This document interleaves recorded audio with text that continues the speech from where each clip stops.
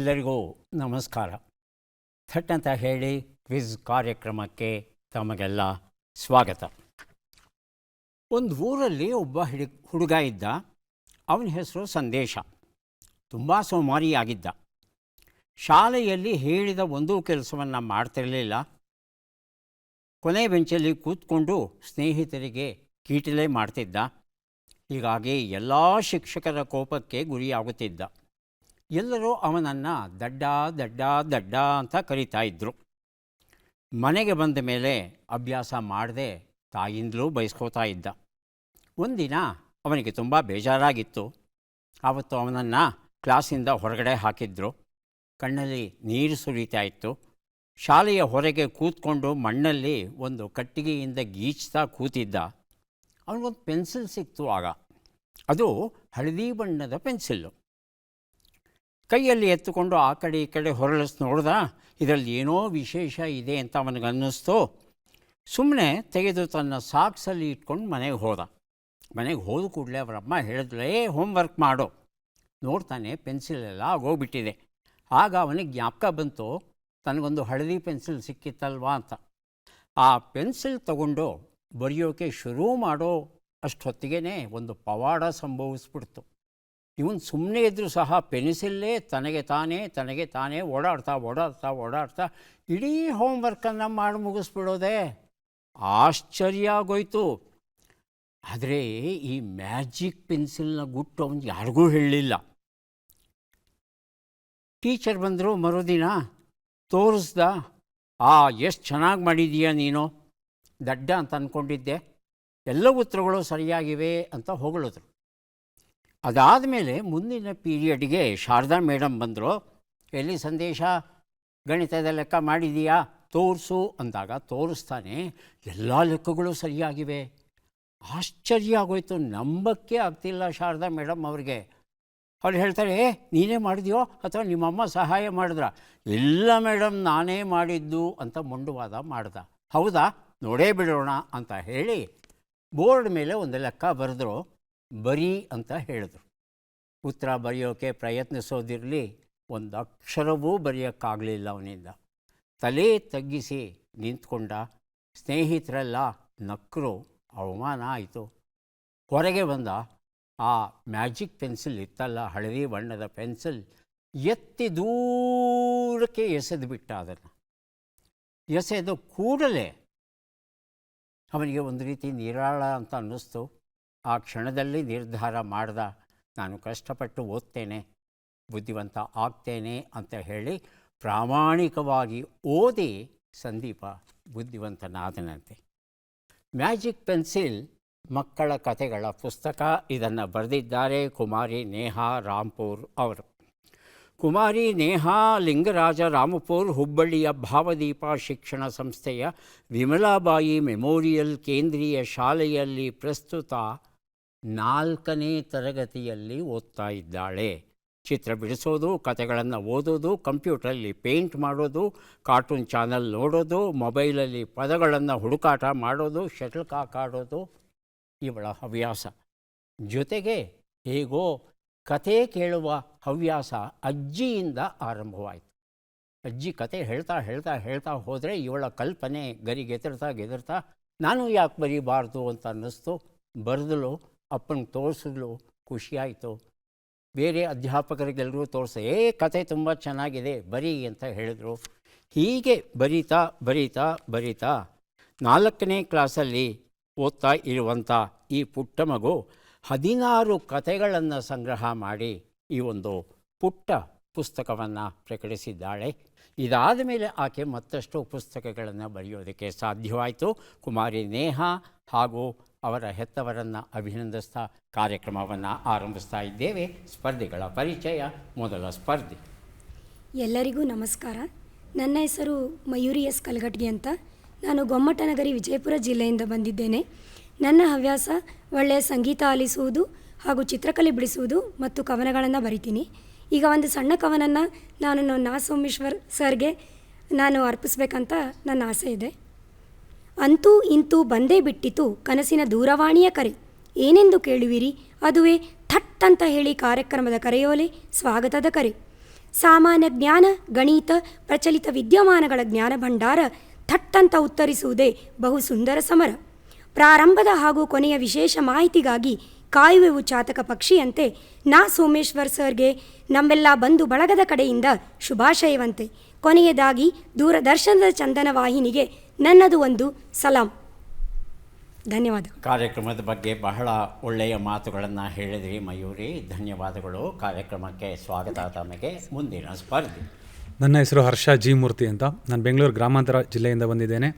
ನಾನು freelance editor ಆಗಿ work ಮಾಡ್ತಾ ಇದ್ದೀನಿ. ನನ್ನ ಹವ್ಯಾಸಗಳು ಸಂಗೀತ ಕೇಳುವುದು ಮತ್ತು ಕ್ರಿಕೆಟ್ ಆಡುವುದು. ಹರ್ಷ ಅವರೇ, ಕಾರ್ಯಕ್ರಮಕ್ಕೆ ಸ್ವಾಗತವನ್ನು ಕೋರ್ತಾ ಇದ್ದೇವೆ. ನಮ್ಮ ಮೂರನೆಯ ಸ್ಪರ್ಧಿ. ನಮಸ್ಕಾರ, ನನ್ನ ಹೆಸರು ಸಹನಾ ಹಂಚಿನ್. ನಾನು ರಾಜಾಜಿನಗರ್ ಬೆಂಗಳೂರಿನಿಂದ ಬಂದಿದ್ದೇನೆ. ನನ್ನ ಹವ್ಯಾಸಗಳು ಕತೆ ಹೇಳುವುದು, ಸಂಗೀತ ಹೇಳಿಕೊಡುವುದು ಹಾಗೂ ಮಕ್ಕಳಿಗೆ ಪಾಠ ಪ್ರವಚನಗಳನ್ನು ಹೇಳಿಕೊಡುವುದು. ಸಹನಾ ಅವರಿಗೆ ಸ್ವಾಗತವನ್ನು ಕೋರ್ತಾ ಇದ್ದೇವೆ. ಮೂವರು ಸಿದ್ಧವಾಗಿದ್ದರೆ ಕಾರ್ಯಕ್ರಮ ಆರಂಭಿಸೋಣ. ಮೊದಲಿಗೆ ನಿಯಮಗಳನ್ನು ಒಮ್ಮೆ ನೋಡಿಬಿಡೋಣ. ಒಟ್ಟು 10 ಪ್ರಶ್ನೆಗಳು. ಮೊದಲು ಬಜರ್ ಒತ್ತಿದವರಿಗೆ ಉತ್ತರ ನೀಡುವ ಅವಕಾಶ. ಪ್ರತಿ ಸರಿ ಉತ್ತರಕ್ಕೆ ಒಂದು ಪುಸ್ತಕ ಬಹುಮಾನ. ಆಯ್ಕೆಗಳು ಬರುವ ಮೊದಲೇ ಬಜರ್ ಒತ್ತಿ ಸರಿ ಉತ್ತರ ನೀಡಿದರೆ 2 ಪುಸ್ತಕ ಬಹುಮಾನ. 100 ಅಂಕ ಗಳಿಸಿದವರಿಗೆ ಒಂದು ಪುಸ್ತಕ ವಿಶೇಷ ಬಹುಮಾನ. ನಕಾರಾತ್ಮಕ ತಂತ್ರಗಳಿಗೆ ಅವಕಾಶವಿಲ್ಲ. ಕಾರ್ಯಕ್ರಮದ ಮೊದಲ ಪುಸ್ತಕ, ಮೊದಲ ಪ್ರಶ್ನೆ ವೇದಗಳು. ಒಂದು ಇಣುಕು ನೋಟ. ಚಂದ್ರಿಕಾ ಬರೆದಿರುವಂಥ ಪುಸ್ತಕ. ಮೊದಲ ಪ್ರಶ್ನೆ ಈಗ ಬಂತು.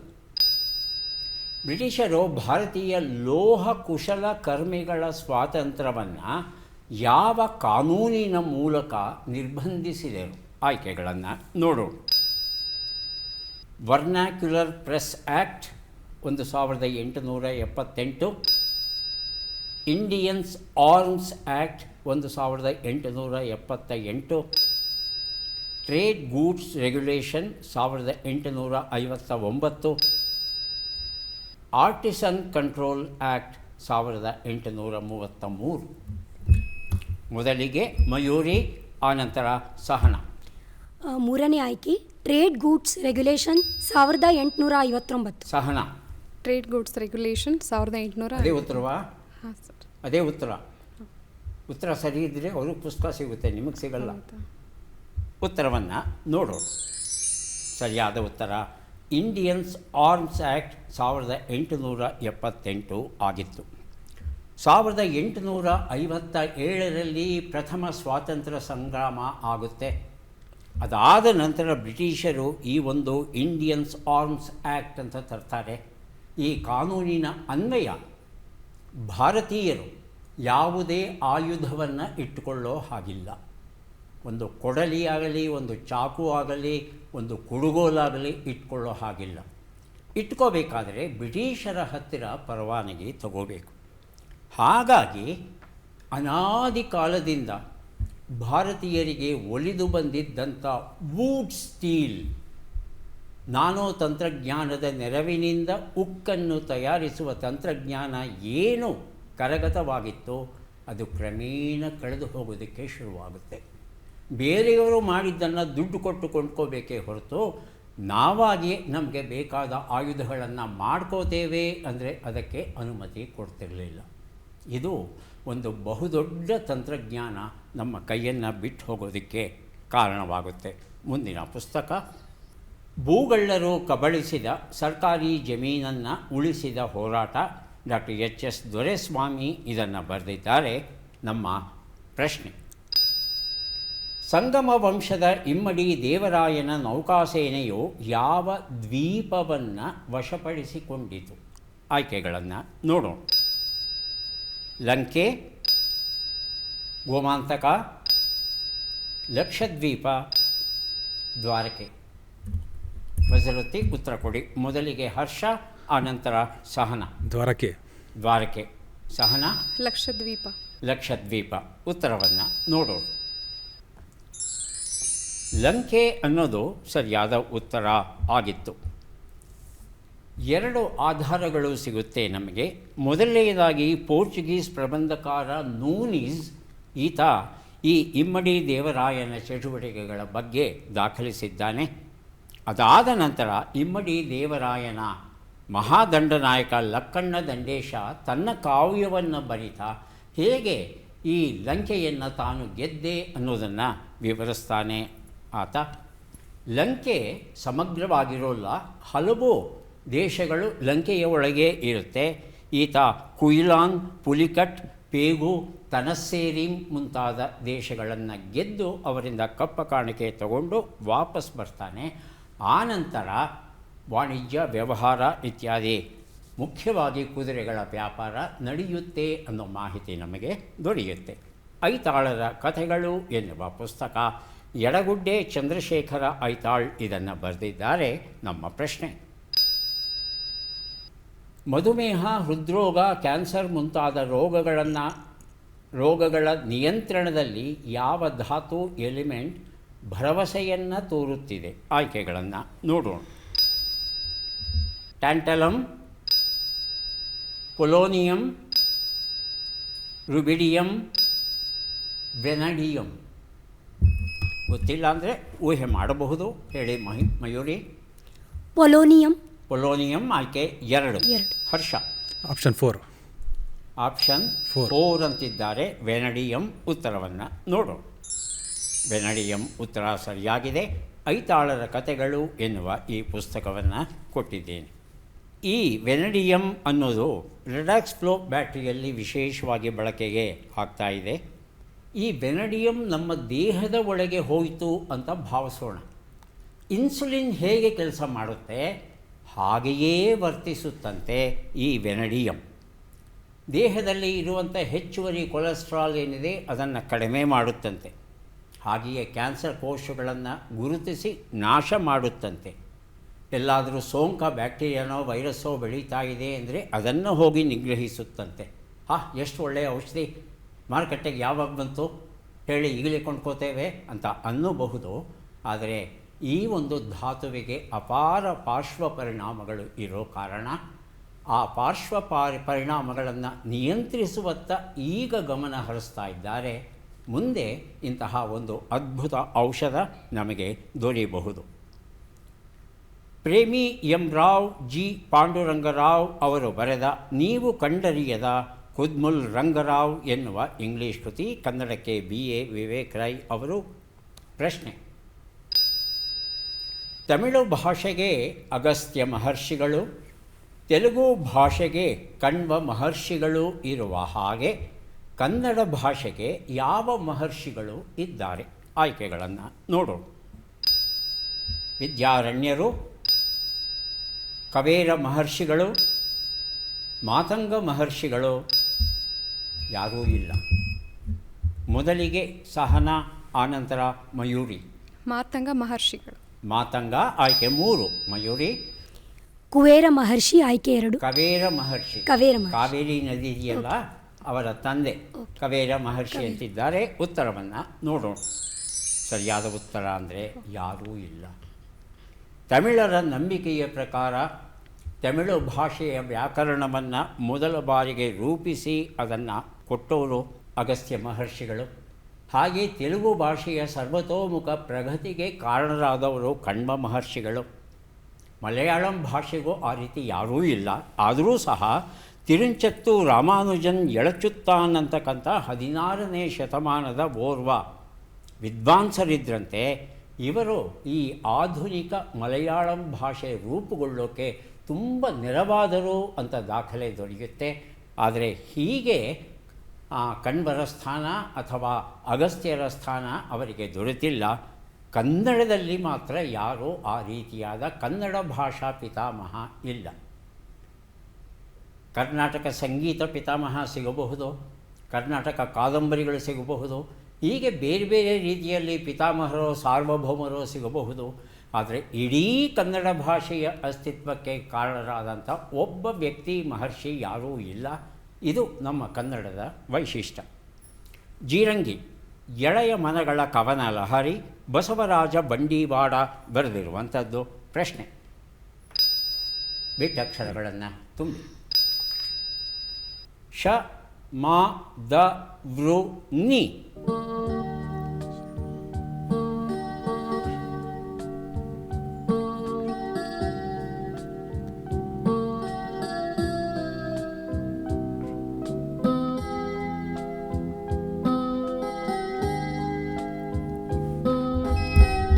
ಬಜರುತ್ತಿದ್ದಾರೆ ಹರ್ಷ. ಶತಮಾನದ ವೃಕ್ಷ ಇನ್ನಿಲ್ಲ. ಶತಮಾನದ ವೃಕ್ಷ ಇನ್ನಿಲ್ಲ. ಹೌದಾ ಮಯೂರಿ? ಸರಿ ಇದೆಯಾ? ಸಹನ? ಊಹೆ ಸರ್. ಸರಿ ಇದೆ ಅಂತ ಅನ್ಸುತ್ತಾ? ಪರೀಕ್ಷೆ ಮಾಡೋಣವಾ? ಪರೀಕ್ಷಿಸೋಣ. ಶತಮಾನದ ವೃಕ್ಷ ಇನ್ನಿಲ್ಲ ಉತ್ತರ ಸರಿಯಾಗಿದೆ. ಜೀರಂಗಿ ಈ ಪುಸ್ತಕವನ್ನು ಹರ್ಷ ಅವರಿಗೆ ಕೊಟ್ಟಿದ್ದೇನೆ. ಆದರೆ ಈ ವೃಕ್ಷ ಯಾವುದು ಅಂತ ತಿಳ್ಕೋಬೇಕು. ಸಾಲು ಮರದ ತಿಮ್ಮಕ್ಕ. ಸಾಲು ಮರದ ತಿಮ್ಮಕ್ಕನನ್ನು ಇತ್ತೀಚೆಗೆ ನಾವು ಕಳ್ಕೊಂಡ್ವಿ. ಹಾಗಾಗಿ ಈ ಪ್ರಶ್ನೆ ಆಕೆಯ ಗೌರವಾರ್ಥ ರೂಪಿಸಿದ್ದೇವೆ. ಮುಂದಿನ ಪುಸ್ತಕ ಲೂಯಿ ಬ್ರೇಲ್ ಅವರ ಜೀವನ ಕಥನ. ಡಾಕ್ಟರ್ MS ಮೂರ್ತಿ ಇದನ್ನು ಬರೆದಿದ್ದಾರೆ. ನಮ್ಮ ಪ್ರಶ್ನೆ: ಈ ಕೆಳಗಿನ ಲೆಕ್ಕಗಳನ್ನು ಪೂರ್ಣಗೊಳಿಸಿ ಉತ್ತರಗಳನ್ನೆಲ್ಲ ಕೂಡಿ ಅಂತಿಮ ಉತ್ತರವನ್ನು ನೀಡಿ. ಲೆಕ್ಕಗಳು ಈಗ ಬಂತು. 76 ಕೂಡು 20, 58 ಕಳೆ 18, 25 ಗುಣಿಸು 9, 184 ಭಾಗಿಸು 8.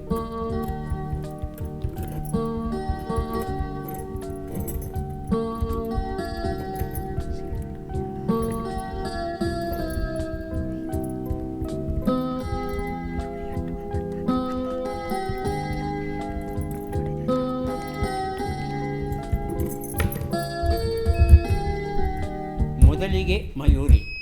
385. 3, 8, 5 ಕೂಡಮ್ಮ ಒಂದ್ಸಲ ಮತ್ತೆ. ಹರ್ಷ? 384. 3, 8, 4. ಸಹನ? 386. ಭಿನ್ನವಾದ ಉತ್ತರಗಳು. ಸರಿ ಉತ್ತರ ಯಾವುದು ನೋಡೋಣ.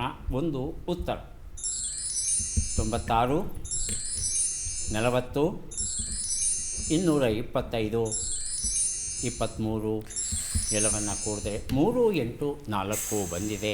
ಈ ಉತ್ತರವನ್ನು ಹರ್ಷ ಕೊಟ್ಟಿದ್ದಾರೆ.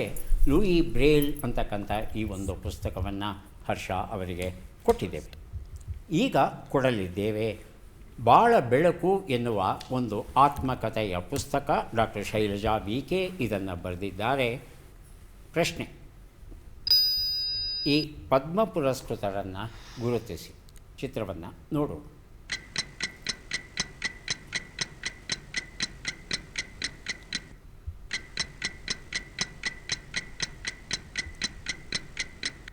ಆಯ್ಕೆಗಳನ್ನು ನೋಡೋಣ.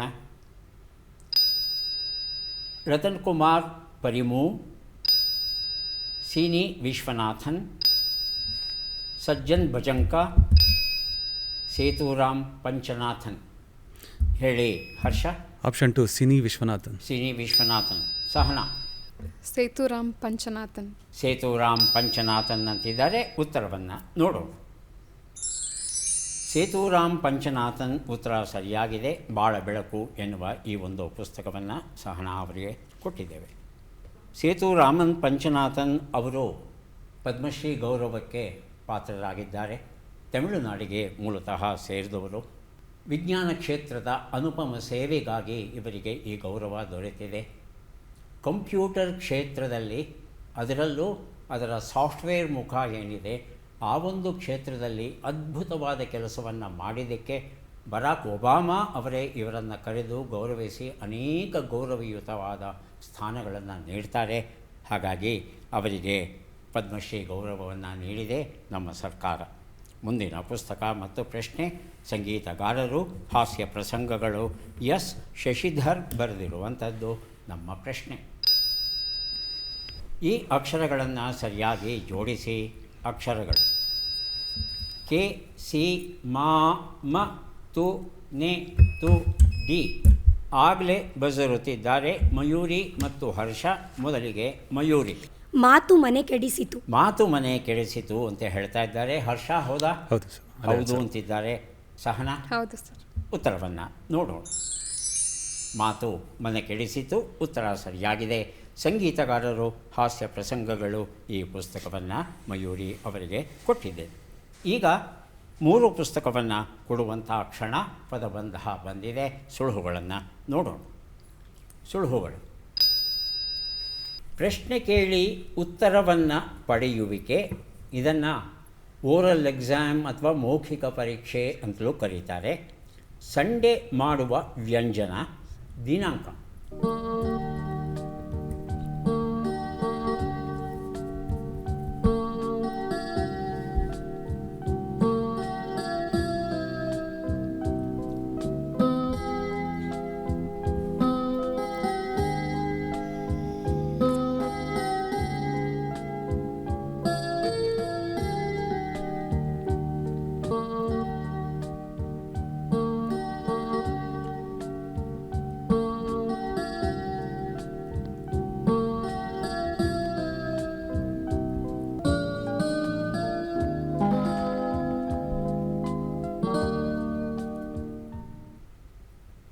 ಗೊತ್ತಾಗಿಲ್ವಾ?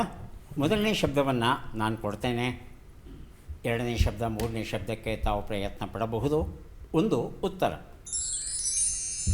ತೋಂಡಿ ಪರೀಕ್ಷೆ ಅಂತಾರೆ, ವೈಭಾವೋಸಿ ಅಂತ ನಾವು ಹೇಳ್ತೇವೆ, ಮೌಖಿಕ ಪರೀಕ್ಷೆ ಅಂತ ಹೇಳ್ತೇವೆ. ಆದರೆ ಅನಾದಿ ಕಾಲದಿಂದ ಬಂದಿರುವಂಥ ಶಬ್ದ ಇದು ತೋಂಡಿ ಪರೀಕ್ಷೆ. ಎರಡನೇ ಶಬ್ದವನ್ನು ಕೊಡೋದಕ್ಕೆ ಮಯೂರಿ ಸಿದ್ಧವಾಗಿದ್ದಾರೆ. ಆನಂತರ ಹರ್ಷ, ಮಯೂರಿ, ಎರಡು ಉತ್ತರ. ಸಂಡಿಗೆ. ಸಂಡಿಗೆ ಉತ್ತರವನ್ನು ನೋಡೋಣ. ಮೂರು ಉತ್ತರ ಯಾರು ಬೇಕಾದರೂ ಬರೆದಿರಬಹುದು, ಉತ್ತರವನ್ನು ಕೊಡಬಹುದು. ಮೊದಲಿಗೆ ಹರ್ಷ, ಆನಂತರ ಮಯೂರಿ.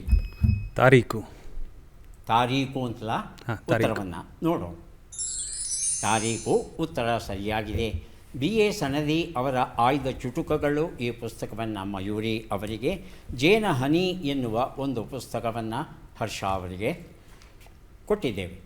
ಈಗ ಕೊನೆಯ ಘಟ್ಟಕ್ಕೆ ಬಂದಿದ್ದೇವೆ. ಚಟ್ಪಟ್ ಚಿನ್ಕುರಳಿ 5 ಪ್ರಶ್ನೆಗಳು. ಮೊದಲ ಅವಕಾಶ ಮಯೂರಿ ಅವರಿಗೆ. ಸಿದ್ಧವಾಗಿದ್ದೀರಾ? 5 ಪ್ರಶ್ನೆಗಳು. ಮೊದಲ ಪ್ರಶ್ನೆ, ಗಂಟು ತಿನ್ನು ಎಂಬ ನುಡಿಗಟ್ಟಿನ ಅರ್ಥವೇನು? ಹಣವನ್ನು ಮೋಸ ಮಾಡು, ನಂಬಿಕೆಯನ್ನು ಕಳೆದುಕೋ.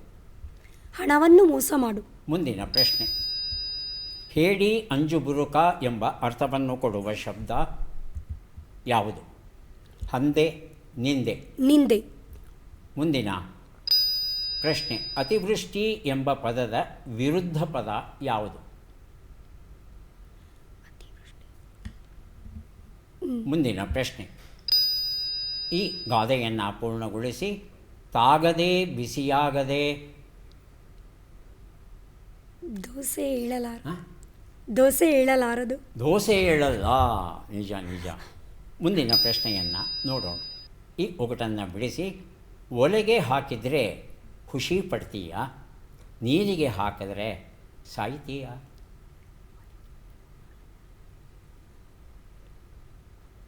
ಉತ್ತರವನ್ನು ನೋಡ್ತಾ ಹೋಗೋಣ. ಒಂದು ಉತ್ತರ, ಹಣವನ್ನು ಮೋಸ ಮಾಡು, ಉತ್ತರ ಕೊಟ್ಟಿದ್ದೀರಿ. ಎರಡನೇ ಪ್ರಶ್ನೆಗೆ ಉತ್ತರವನ್ನು ನೋಡೋಣ. ಹಂದೆ ಆಗಿತ್ತು, ತಾವು ನಿಂದೆ ಅಂತ ಹೇಳಿದ್ರಿ. ಮೂರನೇ ಪ್ರಶ್ನೆಗೆ ಉತ್ತರ ಅತಿವೃಷ್ಟಿ ಅನಾವೃಷ್ಟಿ. ಅತಿವೃಷ್ಟಿ ಅಂದರೆ ವಿಪರೀತ ಮಳೆ, ಅನಾವೃಷ್ಟಿ ಅಂದರೆ ಮಳೆಯೇ ಇಲ್ಲ ಅನ್ನೋ ಅರ್ಥ. ನಾಲ್ಕನೇ ಪ್ರಶ್ನೆಗೆ ಉತ್ತರ ತಾಗದೆ ಬಿಸಿಯಾಗಿದೆ, ಬೆಣ್ಣೆಯೂ ಕರಗದಂತೆ. ಬೆಣ್ಣೆಗೆ ಬಿಸಿ ಬೇಕು ಅಂದರೆ ಇನ್ನು ಮನುಷ್ಯ ಸಂಪರ್ಕದಲ್ಲಿ ಬಿಸಿಯ ಮಹತ್ವ ಅಂದರೆ ಹೊಗಳೋದು ಎಷ್ಟು ಮುಖ್ಯ ಅನ್ನೋದು ಗೊತ್ತಾಗುತ್ತೆ. ಐದನೇ ಪ್ರಶ್ನೆಗೆ ಉತ್ತರ ಬೆಂಕಿ ಆಗಿತ್ತು.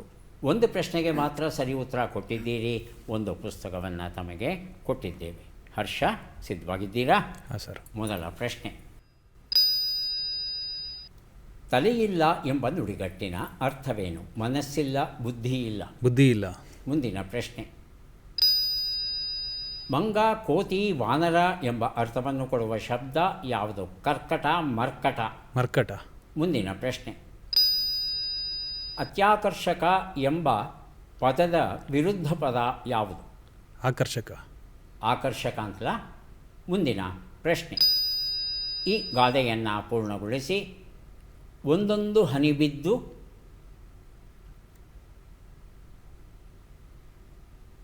ಮುಂದಿನ ಪ್ರಶ್ನೆ, ಈ ಒಗಟನ್ನು ಬಿಡಿಸಿ. ಹುಡ್ತಾನೆ ತಲೆಗೊಂದು ಟೋಪಿ. ಬದನೆಕಾಯಿ. ಬದನೆಕಾಯಿ. ಉತ್ತರವನ್ನು ನೋಡ್ತಾ ಹೋಗೋಣ.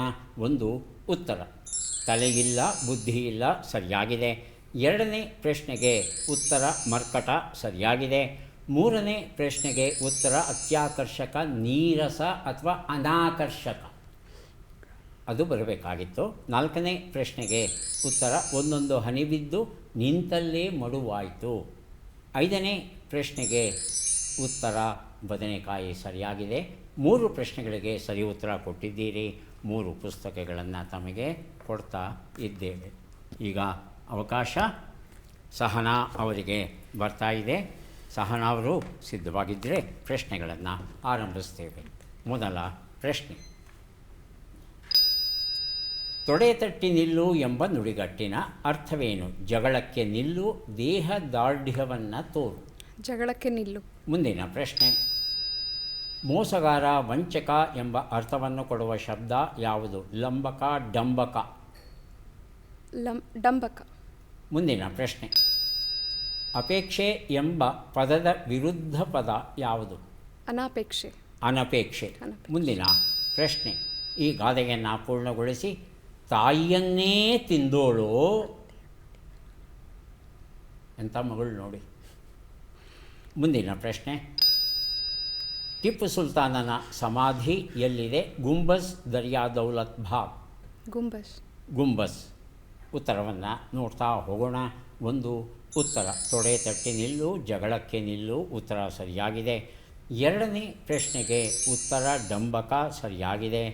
ಮೂರನೇ ಪ್ರಶ್ನೆಗೆ ಉತ್ತರ ಅಪೇಕ್ಷೆ ಅನಪೇಕ್ಷೆ ಸರಿಯಾಗಿದೆ. ನಾಲ್ಕನೇ ಪ್ರಶ್ನೆಗೆ ಉತ್ತರ ತಾಯಿಯನ್ನೇ ತಿಂದೋಳು ಅತ್ತೆಯನ್ನು ಬಿಟ್ಟಾಳೆಯೇ ಅನ್ನೋದು ಸರಿಯಾದ ರೂಪ. ಐದನೇ ಪ್ರಶ್ನೆಗೆ ಉತ್ತರ ಗುಂಬಸ್ ಸರಿಯಾದ ಉತ್ತರ ಆಗಿತ್ತು. 4 ಪ್ರಶ್ನೆಗಳಿಗೆ ಸರಿ ಉತ್ತರ ನೀಡಿದ್ದೀರಿ. 4 ಪುಸ್ತಕಗಳನ್ನು ತಮಗೆ ಕೊಡ್ತಾ ಇದ್ದೇವೆ. ಯಾರಿಗೆ ಎಷ್ಟು ಪುಸ್ತಕ ಬಂದಿದೆ ಅದನ್ನು ನೋಡುವ ಕ್ಷಣ ಈಗ ಬಂತು. ಮೊದಲಿಗೆ ಮಯೂರಿ ಅವರಿಗೆ 3 ಪುಸ್ತಕ, ಹರ್ಷ ಅವರಿಗೆ 3, 4, 7 ಪುಸ್ತಕ ಹಾಗೂ ಸಹನಾ ಅವರಿಗೆ 3, 2, 5 ಪುಸ್ತಕ ದೊರೆತಿದೆ. ಮಯೂರಿ ಪುಸ್ತಕಗಳನ್ನು ಸ್ವೀಕರಿಸಿ ಕಾರ್ಯಕ್ರಮದಲ್ಲಿ ಭಾಗಿಯಾಗಿದ್ದಕ್ಕೆ ತಮಗೆ ಧನ್ಯವಾದಗಳನ್ನು ಅರ್ಪಿಸ್ತಾ ಇದ್ದೇವೆ. ಧನ್ಯವಾದಗಳು.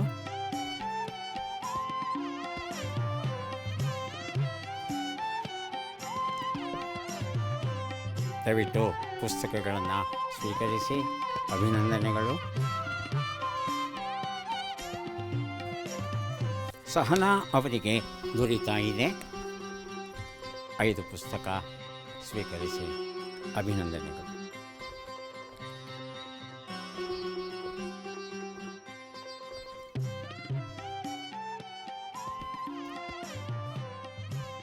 ಶ್ರೀಗಂಧದ ದಿಮ್ಮಿ ಏನಿರುತ್ತೆ ಅದರ ಮಧ್ಯದ ಭಾಗ ಏನಿರುತ್ತೆ ಅದರಿಂದ ತೈಲವನ್ನು ತೆಗಿತೇವೆ, ಅದು ನಮಗೆ ಗೊತ್ತು. ಆದರೆ ಶ್ರೀಗಂಧದ ಬೀಜಗಳು ಏನಿರುತ್ತೆ ಅದರಿಂದಲೂ ತೈಲವನ್ನು ತೆಗಿಬಹುದು.